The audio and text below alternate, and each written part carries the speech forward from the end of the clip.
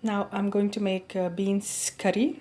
Ingredients required are I chopped, I cut into pieces nearly 250 to 300 grams of beans, and I cut one onion into small pieces, and this is coriander, one tomato which I'm going to chop, and this is freshly grated coconut. This is fresh coconut which I grated, or you can grind it as well without water. So it's coarsely ground like this. And with the spices, you need salt, turmeric powder. Salt, nearly it is just over one teaspoon. Half teaspoon of turmeric powder, 1 teaspoon coriander powder. This is ginger garlic paste, 1 teaspoon, and this is chili paste.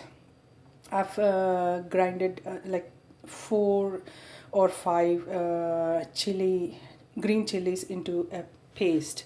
You can substitute this with red chili powder, which you can put 1 teaspoon of it, or more or less according to your taste. And we need 1 to 2 spoons of oil, which I am going to use for tempering.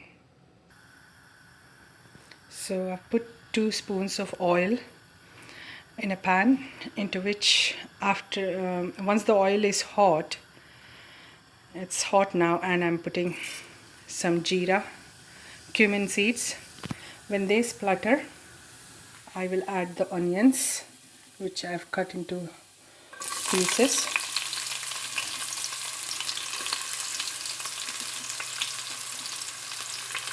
And fry the onions till they are light brown in color. Just mixing it.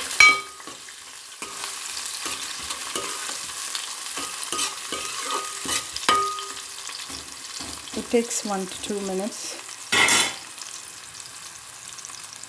and it is cooked in medium flame. So it's not too high or too low. It's cooked in medium flame.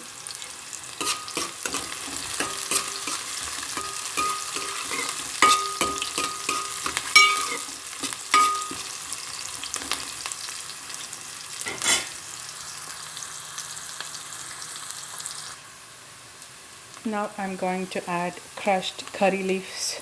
I've got dried curry leaves, so I've just crushed them, and then put them into it. And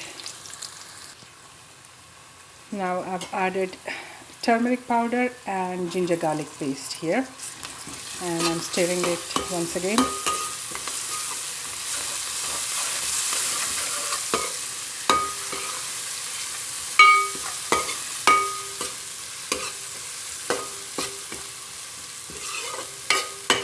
And once the onions are lightly golden brown, I'll add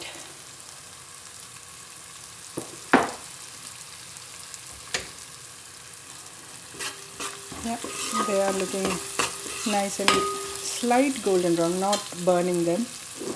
And now I'm adding in the beans. You can chop them a little bigger or smaller according to the preference. And I'm mixing it.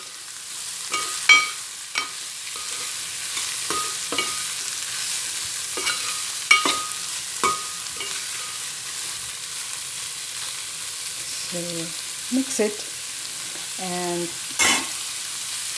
put the lid over it and fry them for some time.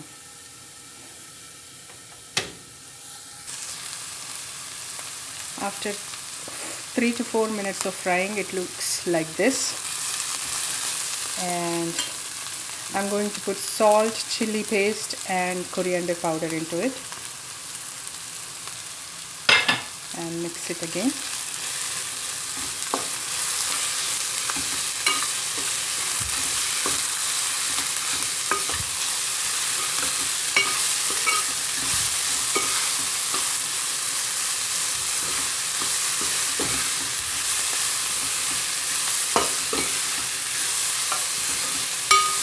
This is a dry variety curry, which can be enjoyed with chapatis, naan, or even rice as well. hasn't got much gravy in it.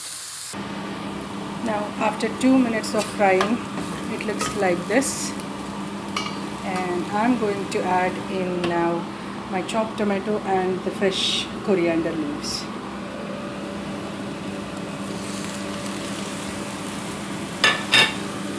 And mix it once again.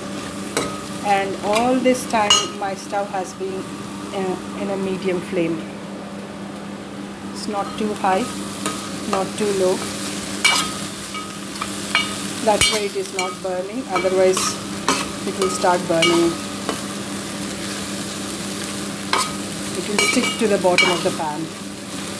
So let the tomatoes get mushy, and then in the end, just before turning off, we'll add in the freshly grated coconut into it.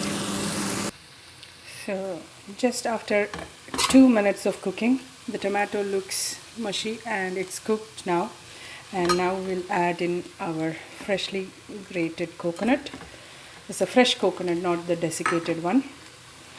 And instead of tomatoes, you can also use lime juice to add in that extra tanginess. And mix the coconut well into the curry. And after adding in the coconut, you should not put it on high flame because coconut tends to stick to the bottom of the pan. So just put it onto the very low flame. This is the lowest flame in my stove, and just stir in and mix it and cook it for 2 more minutes so that the coconut taste comes on.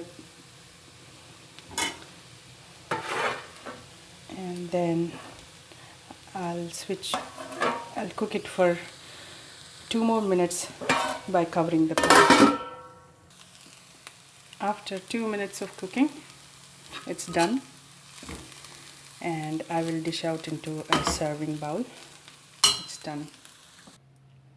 So I've dished it out into a serving bowl, and this is the beans curry with fresh grated coconut. If you want to add lime juice instead of tomatoes, you have to add it now, because while cooking, if you add lime juice, it will give a bitter taste. That's it. Beans curry with fresh grated coconut is ready to be served with homemade chapatis and rice.